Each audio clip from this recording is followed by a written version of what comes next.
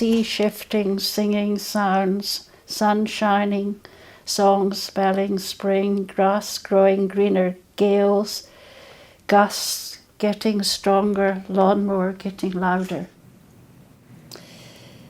My favourite place in the world is Eden Cottage. I'm always so happy to get back here to this particular space. I just love it. And looking out at the Lomond Hill. But I also love going abroad to get contrasts as well. I met James and we travelled a lot. And travel was a great influence in my work. I went to India for about 3 months with James on a sabbatical, and that's when things began to turn around with my work, because I recognised I could use very bright colour, whereas when I was at art school you were trained to work tonally, and my work was very dark. And I also discovered handmade paper.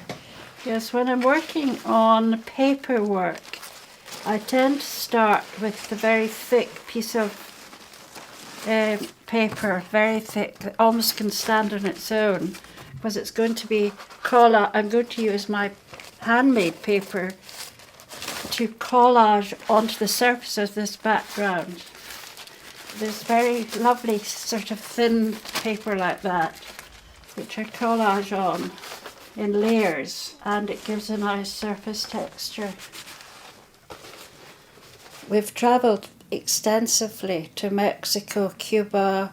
Out of these travels, I have developed a sort of style like glyphs in my work. And you find glyphs actually, they appear not just in this country but in other countries as well. But I actually made up my own glyphs. These sort of sign things, you know. And also figurative work is something that I find inspires me, looking at faces and then making them a bit primeval as well. I suppose that's a good word for it. I think when I look at something, I want to analyse it, and then I want to abstract it visually, and finding space as well in the work so that it's simplified.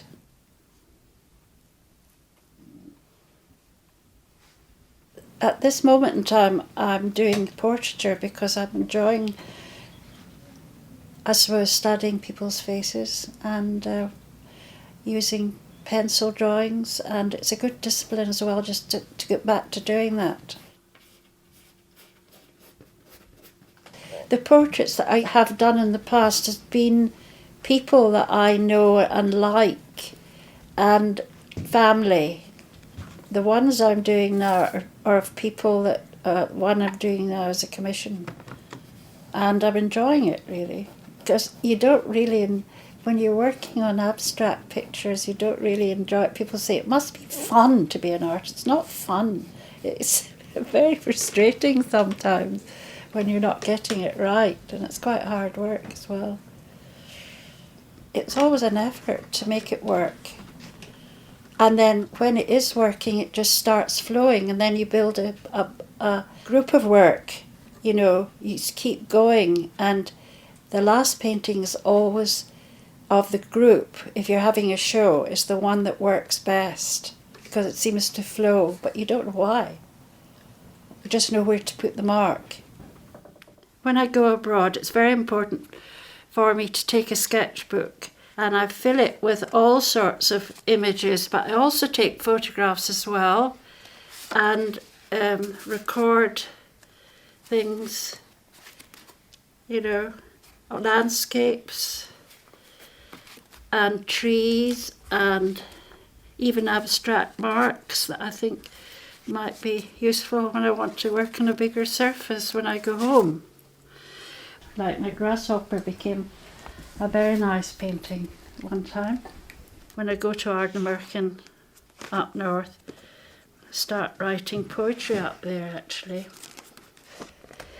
Sea, wind, clouds, islands, rocks, sun, brackens, stone lines, singing, silence, peace, calm, wine, window, sounds, colours, no stress, books, hills, grass, greenness, music.